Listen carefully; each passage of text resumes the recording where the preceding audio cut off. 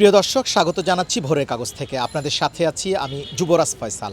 আমি এই মুহূর্তে দাঁড়িয়ে আছি ঢাকা বিশ্ববিদ্যালয়ে রাজু ভাস্কর্যের সামনে, যেখান থেকে আন্দোলন শুরু হয়েছিল, অর্থাৎ কোটা আন্দোলনের সূত্রপাত হয় এখান থেকেই এবং সকল আন্দোলনে মুহুর্মুহুর স্লোগানে এখানে কিন্তু মুখরিত হয়ে থাকে ঢাকা বিশ্ববিদ্যালয়ে এই রাজু ভাস্কর্য।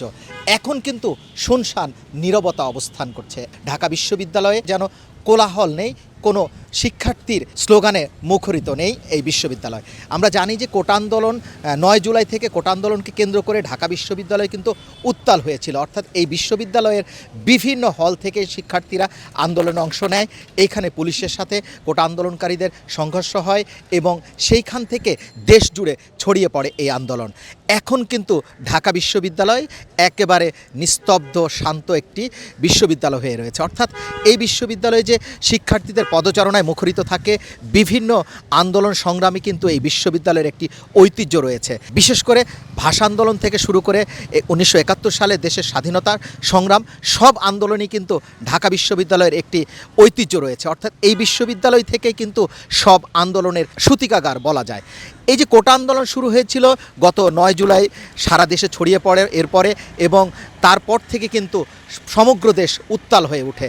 আমরা দেখতে পাচ্ছি এই রোকেয়া হল, অর্থাৎ এই রোকেয়া হলের শিক্ষার্থীরাও কিন্তু কোটা আন্দোলনের গভীর রাতে বেরিয়ে এসেছিল এবং স্লোগানে মুখরিত করে রেখেছিল এই বিশ্ববিদ্যালয়কে।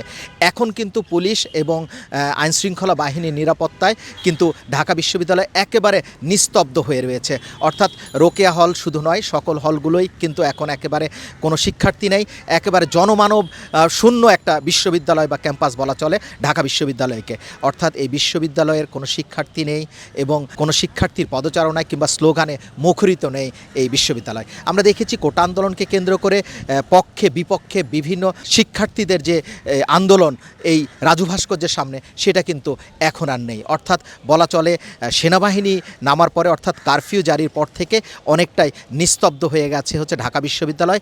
এছাড়া আইনশৃঙ্খলা রক্ষাকারী বাহিনী কিন্তু এখনও ঢাকা বিশ্ববিদ্যালয়ে অবস্থান করছে। আমরা দেখতে পাচ্ছি বিজিবি কিন্তু এখনও রয়েছে ঢাকা বিশ্ববিদ্যালয়ের ভিতরে এবং পুলিশ রয়েছে, সেনাবাহিনী মাঝে মাঝে এইখানে এসে টহল দিচ্ছে, অর্থাৎ আইনশৃঙ্খলা বাহিনীর নিরাপত্তা চাদরে কিন্তু ঢাকা বিশ্ববিদ্যালয় ঢেকে গেছে। অর্থাৎ এইখানে কিন্তু এখন শিক্ষার্থীদের কোনো পদচারণা নেই। মাঝে মাঝে বিশ্ববিদ্যালয়ের কিছু শিক্ষকদের গাড়ি বের হয় এবং এদিক সেদিক থেকে যায়, যাতায়াত করে, কিন্তু কোনো শিক্ষার্থীকে আমরা এ পর্যন্ত চোখে পড়েনি। আমরা দেখতে পাচ্ছি আইনশৃঙ্খলা রক্ষা বাহিনী অর্থাৎ বিজিবি কিন্তু এখনও মাঠে রয়েছে, সেনাবাহিনী মাঠে রয়েছে, তার ফলে কিন্তু অনেকটা আইন শৃঙ্খলা নিয়ন্ত্রণে এসেছে। এখন এই মুহূর্তে কিন্তু সারা দেশ একটা শান্তি বিরাজ করছে।